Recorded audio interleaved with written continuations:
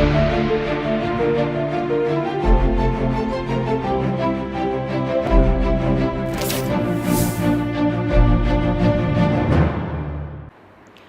सी news Bharat में आप सभी का स्वागत है। यूपी बुलेटिन में शुरुआत करेंगे ललितपुर से, जहां मानसिक रूप से विक्षिप्त महिला से दुष्कर्म की घटना सामने आई है। और साथ ही बात होगी मिर्जापुर की, जहां ऋषि पंचमी मेला दुर्गा जी मंदिर पर परंपरागत ढंग से मनाया गया। ऐसी तमाम खबरों पर करेंगे विस्तार से चर्चा। खबर ललितपुर से, जहां सदर कोतवाली क्षेत्र में मानसिक रूप से विक्षिप्त महिला ने दुष्कर्म की घटना बताई है, जहां पर बताया जा रहा है कि पीड़िता भीख मांगकर अपना जीवन यापन करती थी। इस अमानवीय कृत्य को अंजाम 60 वर्षीय एक व्यक्ति ने दिया है। पीड़िता का मेडिकल टेस्ट कराया गया है। पुलिस ने मामले की जांच शुरू कर दी है। ललितपुर से सी न्यूज संवाददाता विकास सोनी की रिपोर्ट। ललितपुर से खबर है, जो जखौरा क्षेत्र के अंतर्गत लखनपुरा के प्राथमिक विद्यालय से बड़ी लापरवाही का मामला सामने आया है। आरोप है कि स्कूल शिक्षक बच्चों से पढ़ाई कराने की जगह मजदूरी का कार्य करा रहे हैं। घटना का वीडियो सोशल मीडिया पर वायरल हो रहा है। शिक्षा विभाग की कार्यप्रणाली पर गंभीर सवाल उठ रहे हैं। ग्रामीणों में आक्रोश है। मामले की जांच की मांग की जा रही है। ललितपुर से सी न्यूज संवाददाता विकास सोनी की रिपोर्ट। मिर्जापुर के अरोरा से खबर है, जहां प्रसिद्ध एवं ऐतिहासिक महिलाओं का ऋषि पंचमी मेला भाद्रपद के पक्ष में तिथि को प्रत्येक वर्ष की भांति इस वर्ष भी दुर्गा मंदिर परिसर में परंपरागत ढंग से लगाया गया। तीज के तीसरे दिन लगने वाला ये मेला तीज व्रती महिलाओं के लिए खास मेला माना जाता है।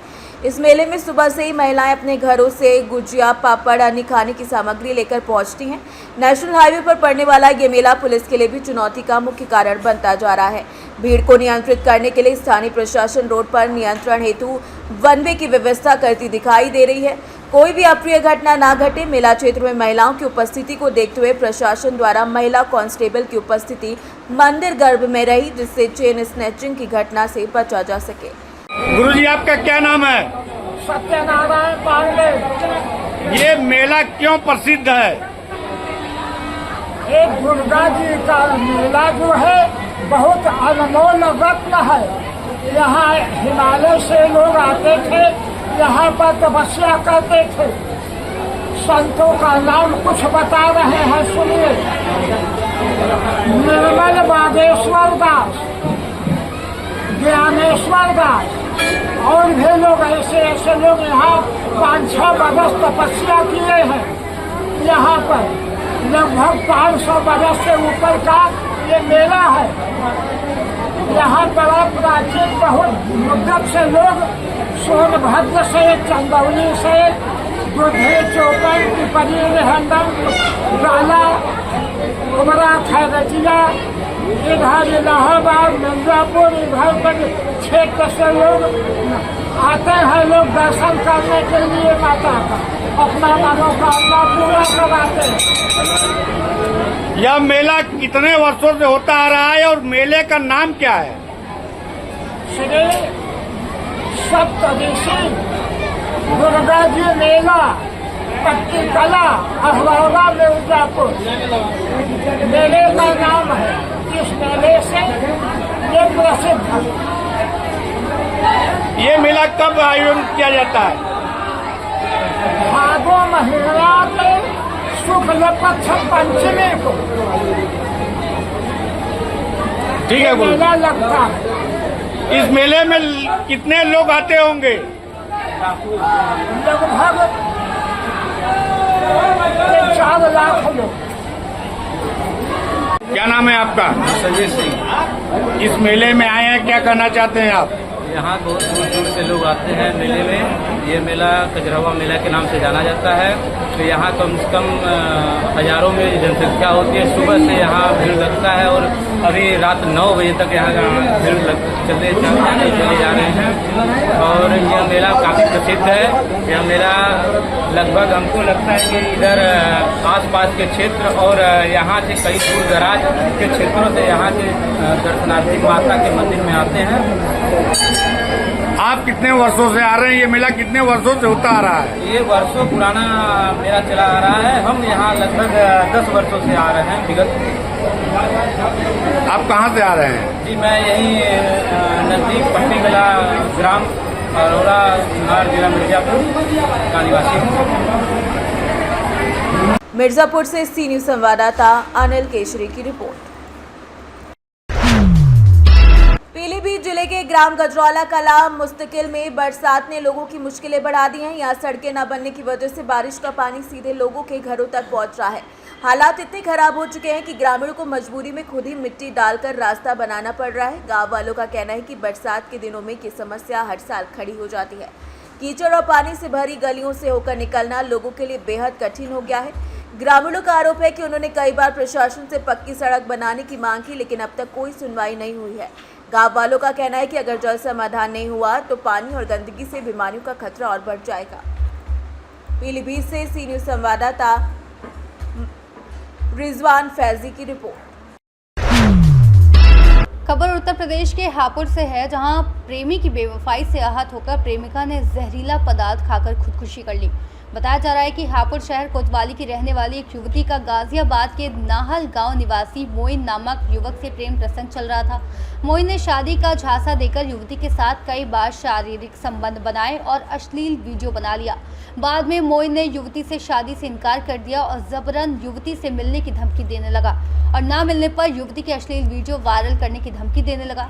युवती ने अपने प्रेमी मोइन की इस बेवफाई से आहत होकर जहरीला पदार्थ का सेवन किया, जिसके चलते युवती की तबीयत ज्यादा बिगड़ती देख परिवारजन नजदीकी अस्पताल लेकर पहुंचे, जहां उपचार के दौरान उसकी मौत हो गई है। वहीं मृतक के पिता की तहरीर प्राप्त कर पुलिस मुकदमा दर्ज कर पूरे मामले की जांच में जुटी हुई है। आत्महत्या की है, क्या मामला सामने आया है? ये थाना हापुड़ नगर पर एक अभियोग पंजीकृत किया गया है धारा 108 BNS के अंतर्गत, जिसमें एक व्यक्ति ने आरोप लगाया कि उसकी पुत्री को कोई लड़का जो है शादी का झांसा दे करके उसका शोषण उत्पीड़न कर रहा था।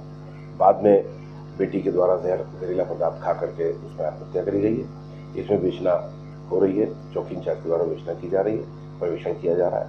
इसमें साक्ष्यों के आधार पर, तथ्यों के आधार पर ठोस वैधानिक कार्रवाई शीघ्र की जाएगी। पीड़ित ने FIR में जिक्र किया है कि उसमें अश्लील फोटो वीडियो खींच लेते वायरल करने की धमकी दे रहा था। हाँ, इस तरह की बातें भी आई हैं, लेकिन ये सभी विवेचना का पार्ट है।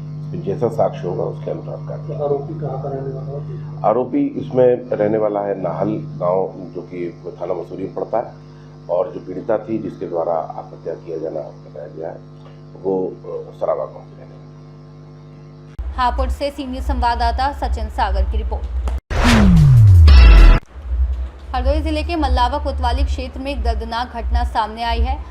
मटिया मऊ निवासी नसरुद्दीन के बेटे की हत्या के मामले में पुलिस द्वारा कोई कार्रवाई न किए जाने से नाराज परिजन पुलिस अधीक्षक के पास पहुंचे हैं। नसरुद्दीन ने बताया कि 13 जुलाई 2025 को शाम 5 बजे उनका दामाद मैनू उनके बेटे को काम के बहाने अपने साथ ले गया। काफ़ी देर तक बेटे के ना लौटने पर जब फ़ोन किया तो दामाद ने कहा कि उसने बेटे की हत्या कर दी है और शव नाले में फेंक दिया है। परिजनों ने तुरंत मौके पर पहुंचकर नाले से शव को निकाला और पुलिस को सूचना दी। पुलिस ने मौके पर पहुंचकर पंचनामा किया और शव को पोस्टमार्टम के लिए भेज दिया। हालांकि पुलिस ने मामले में हल्की धाराओं में मुकदमा दर्ज कर दिया। पीड़ित परिवार का आरोप है कि घटना के बाद से आज तक आरोपियों की गिरफ्तारी नहीं हुई है। परिजनों ने पुलिस अधीक्षक नीरज कुमार जादौन से मिलकर न्याय की गुहार लगाई है। साथ ही मल्लावा पुलिस पर लापरवाही का आरोप लगाया है।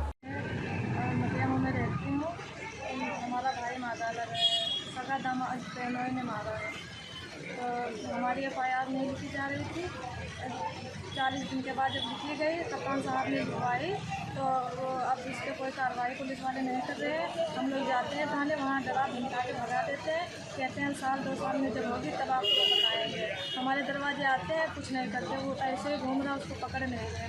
हमारा अकेला भाई था इमामुद्दीन, हमारा कोई सहारा नहीं है। 6 बहनों में इकलौता भाई था मेरा, वो मार डाला गया। हमारी कोई सुनवाई नहीं हो रही। आज कहाँ आई थी? यहाँ कप्तान साहब के पास। हमारा नसरुद्दीन नाम है और हमारा लड़का मार दिया गया भाई। हमारा मैनू ने मारा है,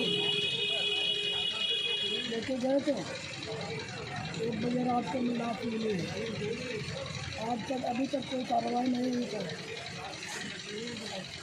पुलिस वाले हमको हड़काते आते, इंक्वायरी हो रही है, कुछ नहीं करते हैं, वैसे घूम रहा गाँव में। क्या नाम है तुम्हारा? मेरा नाम नसरुद्दीन है। हरदोई से सी न्यूज संवाददाता जितेंद्र की रिपोर्ट। खबर कन्नौज से है, जहां पीएम मोदी की दिवंगत मां पर अभद्र टिप्पणी को लेकर भाजपा नेता व पूर्व सांसद सुब्रत पाठक ने राहुल गांधी और तेजस्वी यादव के खिलाफ मुकदमा दर्ज कराने के लिए तहरीर दी है। पाठक ने कहा, बिहार की वोट अधिकार रैली में अभी तक राहुल तेजस्वी पीएम मोदी के लिए अपशब्द बोल रहे थे। अब उनकी दिवंगत मां पर भी राहुल गांधी के मंच से आपत्तिजनक टिप्पणी की जा रही है। सदर कोतवाली पहुंच पूर्व सांसद ने सीओ को राहुल गांधी और तेजस्वी यादव के खिलाफ तहरीर दी है। पूर्व सांसद ने कहा कि मुकदमा ना दर्ज होने पर सड़क पर आंदोलन करेंगे। लगातार वोट चोरी के मुद्दे पर भाजपा और सपा कांग्रेस आक्रामक है। दरअसल आज जिस प्रकार से प्रधानमंत्री श्री नरेंद्र मोदी जी को बिहार में जो यात्रा राहुल गांधी और तेजस्वी के नेतृत्व में निकल रही है, उस यात्रा के मंच से प्रधानमंत्री जी की दिवंगत पूज्य माता जी के लिए आज अभद्र भाषा का प्रयोग किया गया, उनको गाली दिलाई गई, और जो कि बहुत ही कष्टप्रद है। पिछले कई दिनों से देखने में आ रहा है कि लगातार राहुल गांधी के द्वारा, तेजस्वी के द्वारा प्रधानमंत्री जी के लिए निम्न स्तर की भाषा का प्रयोग किया जा रहा था। देश के गृह मंत्री जी के लिए भी निम्न भाषा का प्रयोग किया जा रहा था, और तमाम अनर्गल झूठे आरोप, बगैर तथ्य के झूठे आरोप लगाए जा रहे थे। और जिस प्रकार से प्रधानमंत्री जी के लिए वोट चोर कहना, और इससे पहले आपने देखा होगा कि जिस प्रकार से राफेल में, और जिस प्रकार से चौकीदार चोर, इस प्रकार के तमाम प्रकार के प्रधानमंत्री जी के लिए अभद्र भाषा का प्रयोग लगातार राहुल गांधी के लिए सामंतवादी मानसिकता से पीड़ित होकर किया जा रहा है।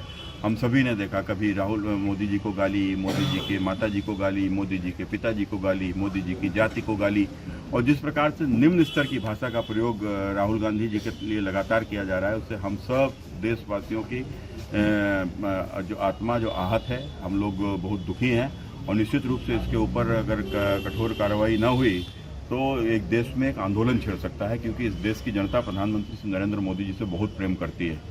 और प्रधानमंत्री जी के लिए तो चलो एक बार ठीक है, लेकिन जिस प्रकार से उनकी माता जी की, वो भी दिवंगत पूज्य माता जी के लिए जिस प्रकार का आज शब्द प्रयोग किए गए, ये कभी माफ़ नहीं किए जा सकते। इसके लिए लाख कोई माफ़ी मांगे, उसको माफ़ी नहीं देनी चाहिए, उसको तो कठोरतम दंड देना चाहिए। और यही आज हम लोग अपना प्रार्थना पत्र लेकर थाने में राहुल गांधी और तेजस्वी के खिलाफ मुकदमा पंजीकृत कराने के लिए आए। क्या प्रकार से? नहीं, हमारी कानून से हमारी यही डिमांड है कि देश के प्रधानमंत्री के लिए अपमानजनक भाषा का प्रयोग करना, देश के गृह मंत्री के लिए अपमानजनक भाषा का प्रयोग करना, और उनकी माता जी के लिए, तो ये तो एक देश में एक माँ को गाली देना, तो माँ तो किसी की भी हो सकती है, राहुल गांधी की भी माँ है, लेकिन जिस प्रकार से प्रधानमंत्री जी की माँ, वो भी दिवंगत पूज्य माँ के लिए इस प्रकार के शब्दों का प्रयोग कतई बर्दाश्त नहीं किया जा सकता। कन्नौज से सीनियर संवाददाता महेश की रिपोर्ट। खबर ललितपुर से है, जहां कस्बा ताल बेहट में गुरुवार रात बदमाशों ने कपड़ा व्यापारी को निशाना बनाकर लूट की वारदात को अंजाम दिया।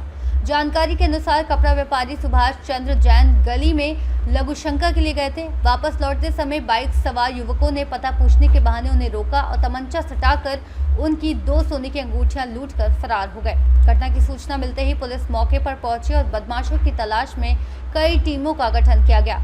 मुख्य बाजार में हुई इस वारदात से व्यापारियों में भारी रोष है और उन्होंने शीघ्र लुटेरों की गिरफ्तारी की मांग की है। वहीं पुलिस ने तत्काल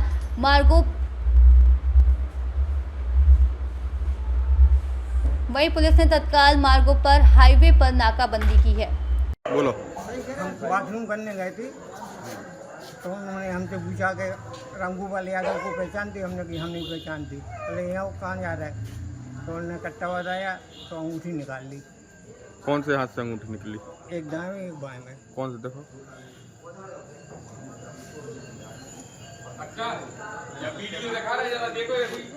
ललितपुर से सी न्यूज संवाददाता विकास सोनी की रिपोर्ट।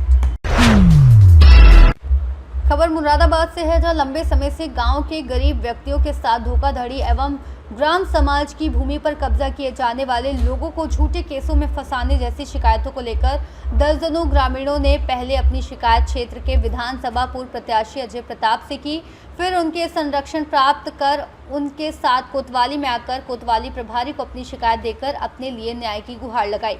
कोतवाली क्षेत्र के ग्राम पानूवाला के दर्जनों ग्रामीणों ने भाजपा नेता अजय प्रताप के साथ कोतवाली आकर अपने ही ग्राम निवासी एडवोकेट के विरुद्ध धोखाधड़ी एवं ग्राम समाज की भूमि पर कब्जा करने एवं गरीब ग्रामीण व्यक्तियों को झूठ केस में फंसाने जैसी विभिन्न प्रकार की शिकायतें कोतवाली प्रभारी को शिकायती पत्र देकर शिकायतें दर्ज करने की गुहार लगाई तथा उचित कार्रवाई की मांग करते हुए सभी को न्याय दिलाने की मांग की।